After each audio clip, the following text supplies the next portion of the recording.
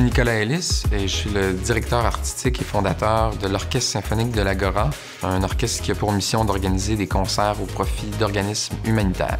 On a une mission éducative auprès de jeunes enfants, puis je pense que c'est extrêmement important de porter cette mission-là, de partager la musique, la culture avec des enfants. Après ça, c'est aussi de faire de la musique, de l'art pour l'épanouissement non seulement des musiciens, de tous les gens qui constituent l'orchestre, mais aussi pour le public, puis d'essayer des fois de challenger le public vers des fois un répertoire de la musique qu'ils n'ont pas entendu, puis éveiller la curiosité des gens. Bonjour, je m'appelle Zoé Gagnon-Paquin et je suis la cofondatrice de Magnéto, qui est un organisme spécialisé en création de balado-diffusion.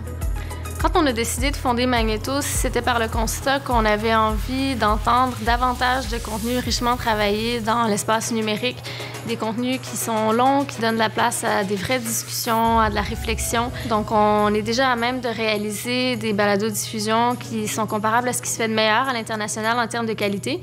Et puis, notre défi actuel, c'est d'amener ces créations à un auditoire de plus en plus large. Ce que j'aimerais pour l'avenir, puis j'ai l'intention que Magnéto contribue à ça, c'est qu'on prenne tous conscience de la façon dont l'écoute active, le fait de vraiment donner son oreille et puis d'être attentif à ce qu'une personne peut avoir à dire, à quel point ça peut transformer la personne et puis aussi à quel point ça peut enrichir les relations qu'on a avec les gens qui nous entourent.